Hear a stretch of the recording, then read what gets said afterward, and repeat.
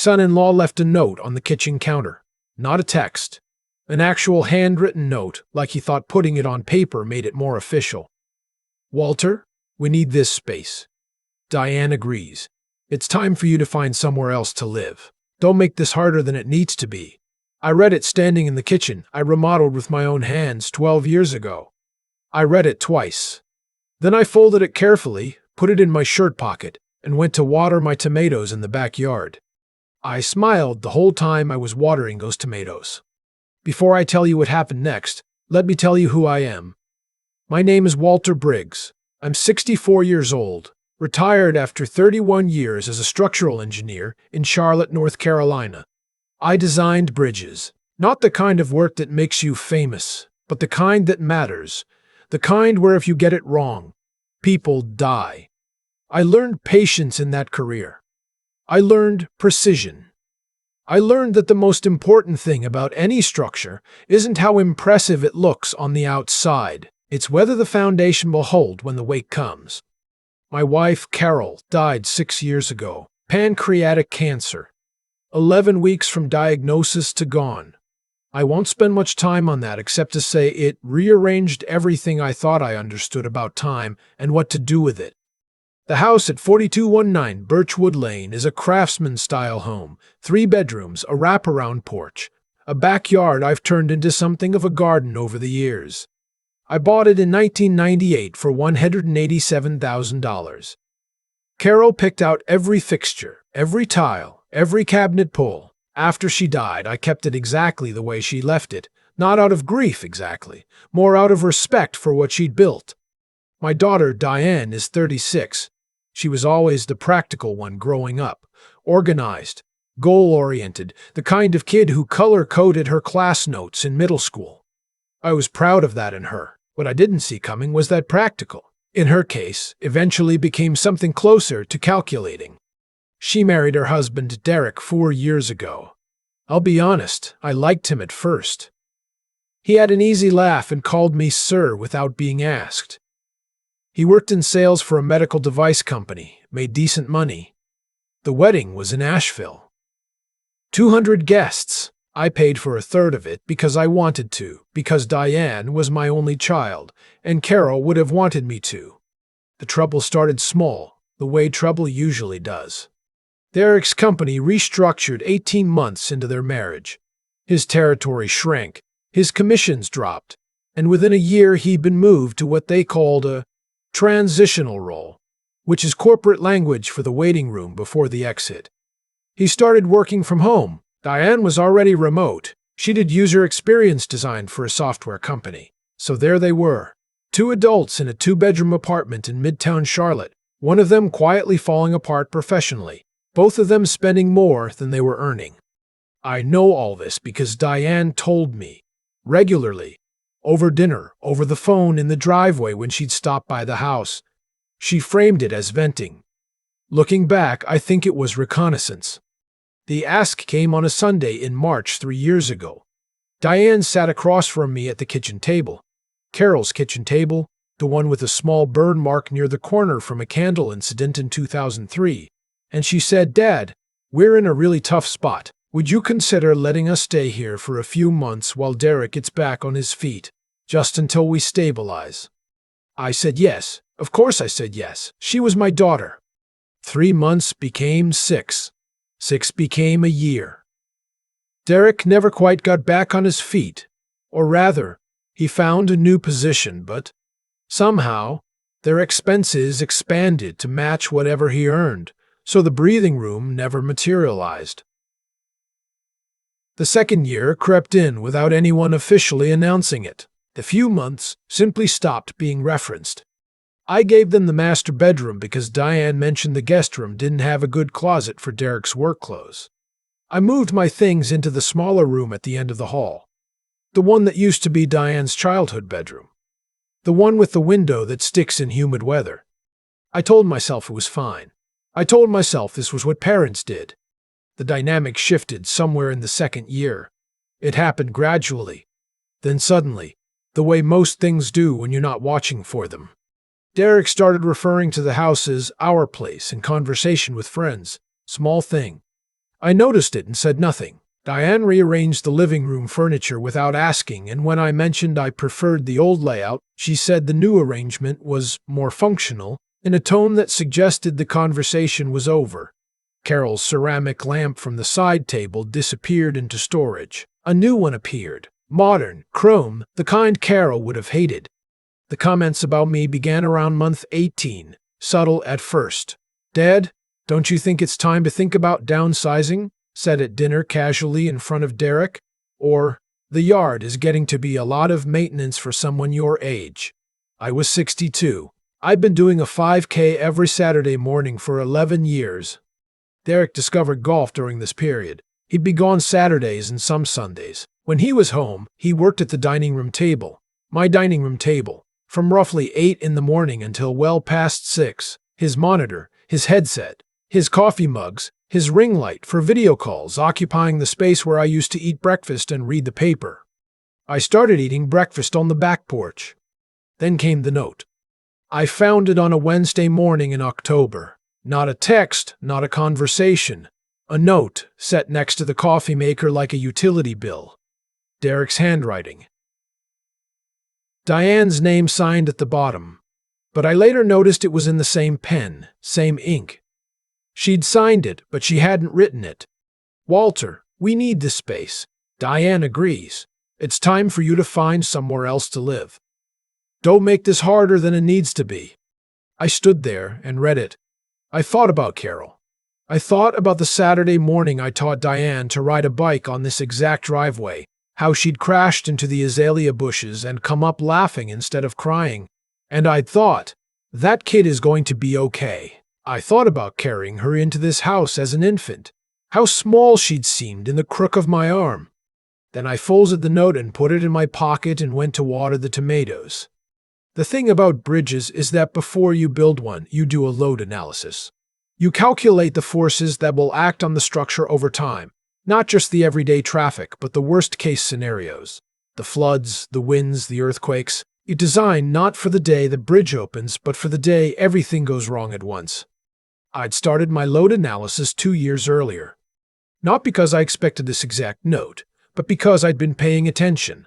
I'd been in enough difficult negotiations during my career, contractor disputes, city planning conflicts, insurance standoffs, to recognize when someone was maneuvering around me. Derek was a salesman. Maneuvering was his native language. So 18 months into their stay, I'd made an appointment with an estate attorney named Howard Park, a man I'd worked with twice during the permit process for a bridge project in Mecklenburg County. Practical, unflappable, the kind of lawyer who doesn't raise his voice and doesn't need to. I'd walked him through the situation, updated my living trust, and made sure every document attached to 4219 Birchwood Lane had exactly one name on it. Mine. I'd also opened a separate bank account and quietly redirected my pension and rental income. I owned a small duplex across town, left to me by my father, away from the joint checking account I'd casually shared access with Diane for household expenses. Not hidden, just separated. I moved carefully and documented everything. The morning after I found the note, I called Howard. They gave me a written request to vacate my own home, I told him. Handwritten note. No date, no specifics, just a demand. Howard was quiet for a moment. "Do you still want to pursue the option we discussed?" "Yes, with some modifications." We met that afternoon. I'd prepared a folder, deed, utility history, property tax records, insurance documents, the separate banking records. Howard spread them on his conference table and reviewed them with the focused expression of someone doing a structural assessment. "Everything is cleaned," he said. "You're the sole owner. They have no legal claim. Do you want to serve them a formal notice?" "I want to serve them something they didn't expect," I said. We spent 2 hours designing the sequence. First, a formal 30-day notice to vacate, delivered by certified mail to the address, which was, ironically, my address, requiring them to establish their own residence or begin paying market rent of $2,400 a month. Second, I would notify my duplex tenant, a reliable retired postal worker who'd been renting month to month, that I was considering selling, and list the property with a realtor within the week. Third, and this was the modification, I would also contact the bank holding the personal loan I'd co-signed 2 years ago when Derek had a lead on an investment opportunity that turned out to be a franchise concept that never launched. $22,000. I'd signed because Diane asked me, because I believed in being supportive. The loan was still active. I had the legal right to withdraw as co-signer under changed circumstances. Howard confirmed all of it. When do you want to begin? Tomorrow, I said. But first, I need to make a phone call tonight. The phone call was to my friend Audrey. I need to back up slightly. 6 months before the note, I joined a woodworking club that met Tuesday evenings in a warehouse space near the Noda neighborhood. Retired engineers don't stop needing problems to solve. They just have to find new ones. Woodworking suited me. The precision, the patience, the way a warped board could be coaxed back to flat if you worked with it instead of against it. Audrey was the person who ran the club. 61 years old, former high school shop teacher, the kind of person who can tell you're cutting against the grain before you've made the first pass. She had a sharp sense of humor and no patience for nonsense, and she lost her husband 8 years prior, and seemed to have arrived at the same conclusion I had, that the world was still full of things worth building. We'd been having dinner together most Friday nights for 4 months. I hadn't mentioned it to Diane. When I finally did, casually, over one of the increasingly rare meals we shared, Derek's expression shifted in a way I'd seen before. It was the expression of someone recalculating. 2 weeks later, I found the note. When I told Audrey about it that evening, she was quiet for a long moment. "What are you going to do?" she asked. "Exactly what they asked," I said. "I'm going to make it so they don't have a choice about leaving, but I'm going to do it correctly." She studied me. "How do you feel?" "Clear," I said. "For the first time in about 2 years, I feel completely clear." The certified letter arrived at 4219 Birchwood Lane on a Friday at 11:42 in the morning. I know the exact time because I was parked 2 streets over, not watching, just sitting. I had an audiobook going. I wasn't particularly interested in witnessing a moment. I was interested in what came after it. My phone rang at 11:51. I let it go to voicemail, then again, then a third time. Diane's voice in the first message was shaking. "Dad, what is this? What is this letter? Call me back right now." Derek's voice in the second message was different, controlled, deliberate. The tone of someone who's realized the situation has changed, but hasn't yet admitted how much. "Walter, I think there's been some kind of miscommunication. We should talk this through like adults." I found that particular phrase, "like adults," interesting. In my experience, people suggest talking like adults precisely when they've been behaving like the opposite. I didn't call back that day. I drove to Howard's office, confirmed that everything was filed correctly, then drove to the Lowe's near my house and bought 12 bags of mulch for the garden. I spent the afternoon working in the backyard. The tomatoes were still going strong. Good year for them. That evening I answered on the 14th call. "Dad." Diane's voice had moved past shaking into something harder. "You can't be serious. We live here." "I'm aware," I said, "which is why the letter gives you 30 days rather than 2 weeks. 30 days to find an apartment in Charlotte. Do you know what the rental market is right now?" "I do, actually. I've been watching it for several months. There are decent 2-bedrooms in Plaza Midwood and South End in the $1,700 to $1,900 range. That's approximately what you were paying before you moved in here." Silence. "Dad, this is because of that woman, isn't it?" Diane's voice changed again. Something sharper in it. "You're trying to clear us out so you can move her in."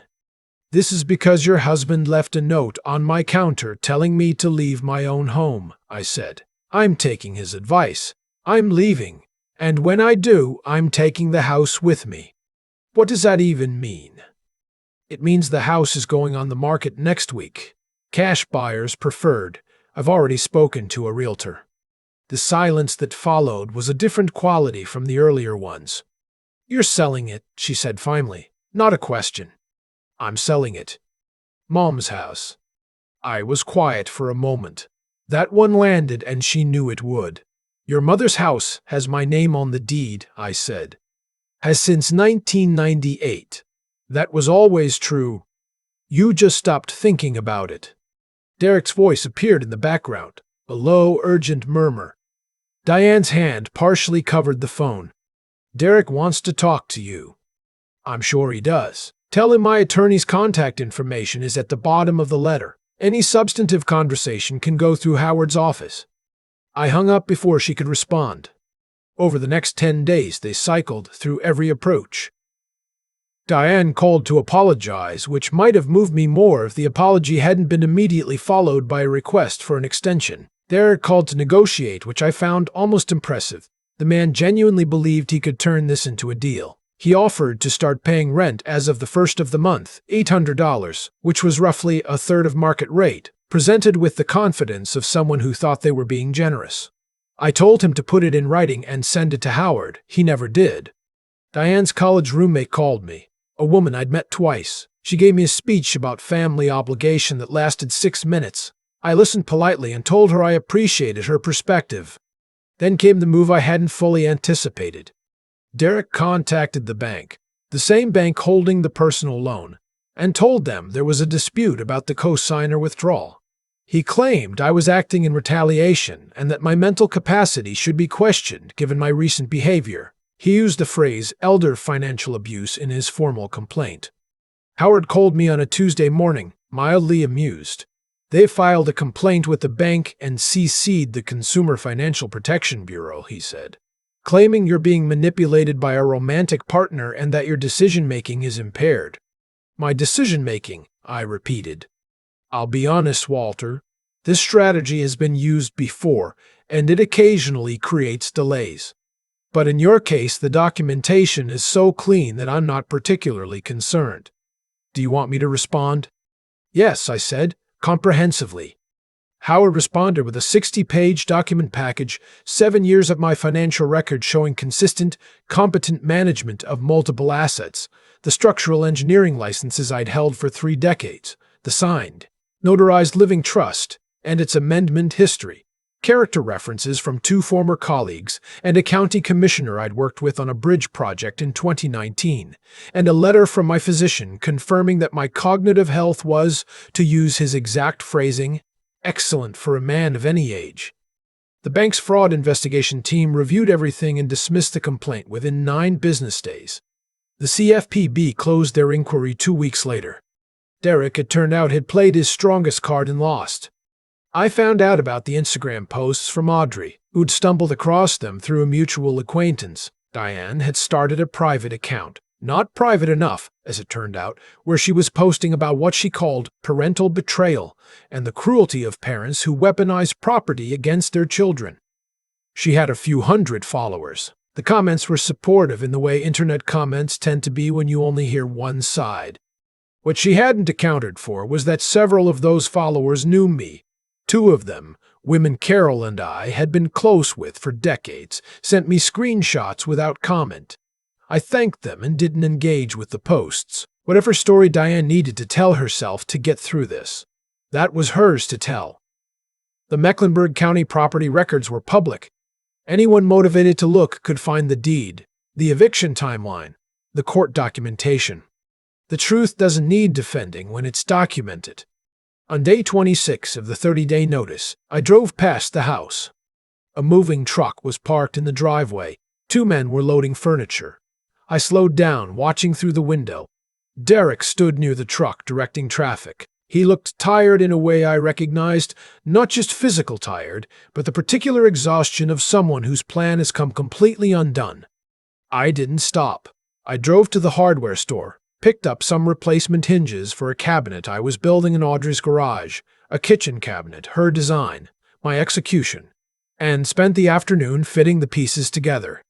3 days after the 30-day period ended, I walked back into 4219 Birchwood Lane for the first time since I'd moved my essentials to a furnished rental apartment in Dilworth 6 weeks earlier. They'd left the place cleaner than I expected. A few scuff marks on the hallway wall where furniture had been moved. A patch of discoloration on the bedroom carpet that would need professional cleaning. 2 shelves in the garage with their items still on them.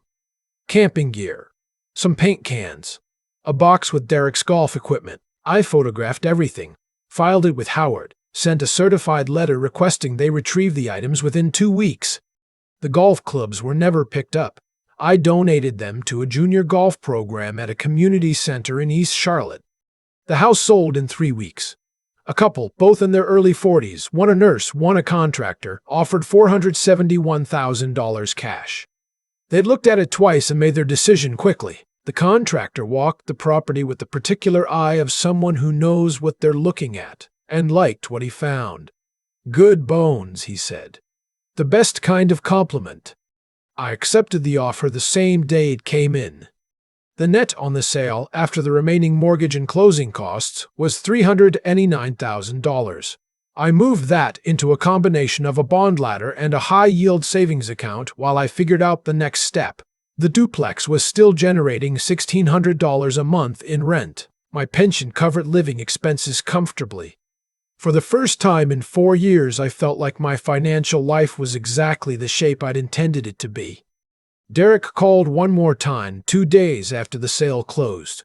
He'd apparently gotten the news, probably saw it in the county records, same way anyone could. His voice was stripped of the sales call smoothness. He just sounded like a person who'd made a very large mistake and was beginning to understand the full dimensions of it. "I want you to know," he said, "that the note wasn't Diane's idea. She didn't know I was going to write it. When she found out, we had a significant argument." I believed him, actually. Diane was many things, but she'd always had a limit. She would have managed me out of the house eventually, but she wouldn't have done it with a handwritten note left next to the coffee maker like a parking ticket. "That doesn't change what happened," I said. "I know." A pause. "I'm sorry, Walter. I mean that." "I know you do," I said. "Consequences have a way of making things clear." I didn't slam the phone. I didn't have a prepared speech. I just said it plainly, and we ended the call. A month later, I rented a 2-bedroom condo in the South Park area. 2nd floor, small balcony facing east, good morning light. I set up a proper woodworking area in the 2nd bedroom. Workbench, tool storage, the kind of organized space I'd never been able to maintain when I was living around other people's disorder. I hung 3 of Carol's framed photos on the wall in the living room, put her ceramic lamp back on the side table. Some things deserve to be in the light. Audrey helped me pick out a couch. 2 weeks after I moved in, I got a text from a number I didn't recognize. I almost deleted it, then read the first line. "Dad, it's Diane. I got a new phone. I don't expect you to respond." The message was long. I read it twice, standing at my kitchen counter with my morning coffee. She wrote about what had happened between her and Derek after the house.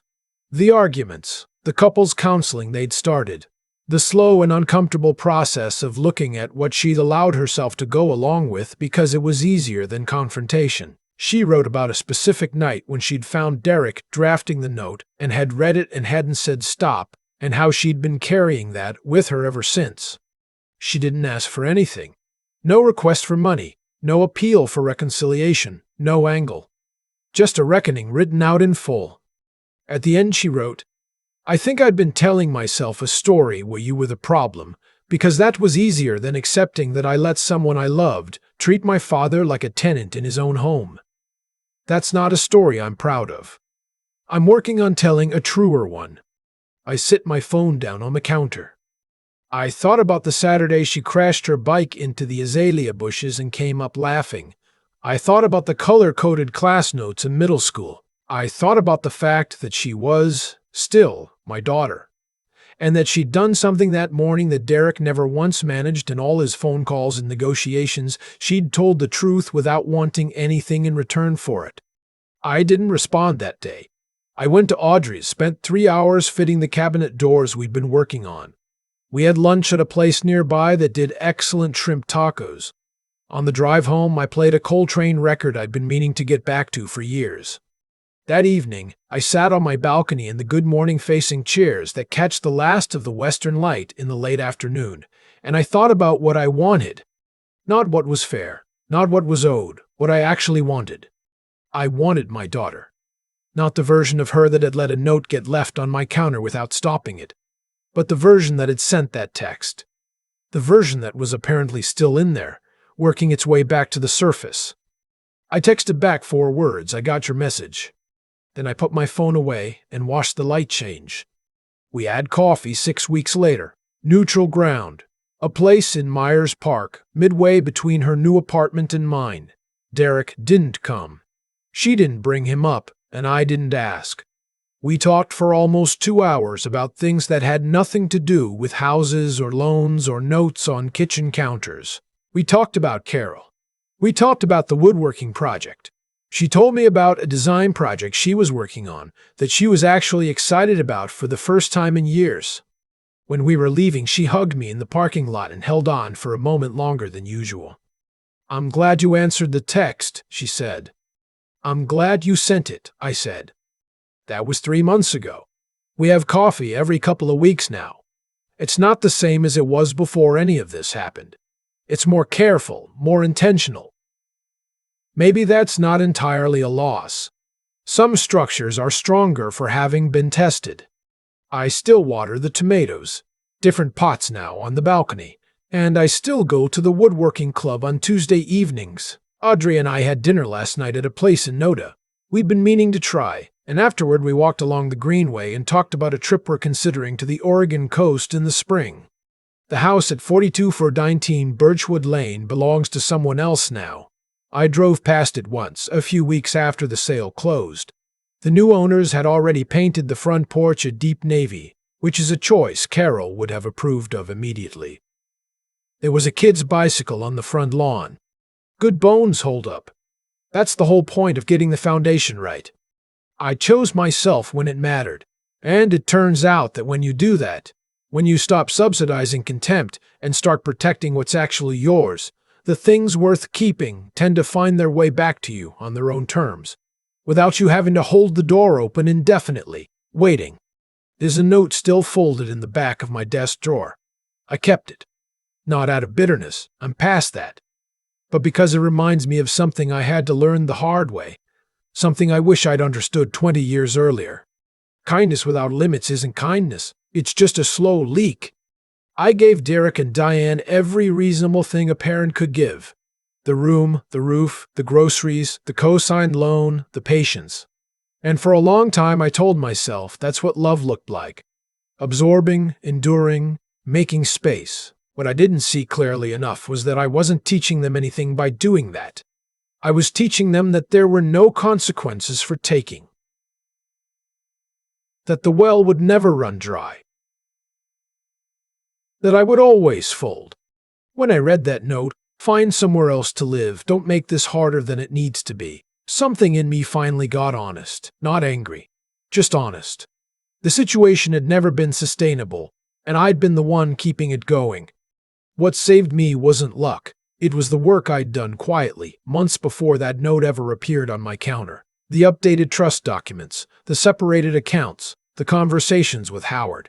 That preparation didn't come from paranoia. It came from paying attention, from applying the same discipline to my personal life that I'd used for 31 years in structural engineering. You don't wait for the bridge to show stress fractures before you start reinforcing the foundation. You build it right, the first time, and you inspect it regularly. That's the thing about intelligence. Real intelligence, the practical kind. It's not about being the smartest person in the room.